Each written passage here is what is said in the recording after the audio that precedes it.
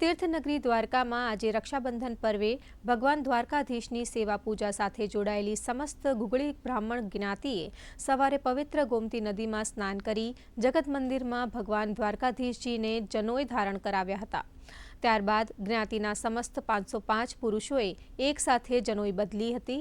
ગાયત્રી માતાના પૂજનની સાથે નવજાત બાળકને પણ ઋષિ પાટલે પગે લગાડી સંસ્કાર આપવાની પરંપરા નિભાવવામાં આવી હતી।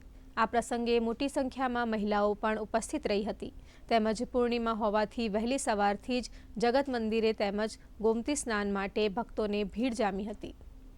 ગોમતી સ્નાન કરી તે સુધી કરી ત્યારબાદ બધા બ્રાહ્મણો જાપ કરી અને દ્વારકાધીશ મંદિરમાં રાજભોગ બાદ ભગવાનને જનોઈ ધારણ કરવામાં આવે છે। મંત્રીઓ ત્યાંથી જનોઈ ધારણ કરી ત્યારબાદ પૂજારીઓ જનોઈ ધારણ કરે છે। જનોઈ ધારણ કર્યા બાદ ભગવાનને ભોગ લગાડવામાં આવે, ભોગ લગાડી પછી ભગવાનની આરતી થાય છે।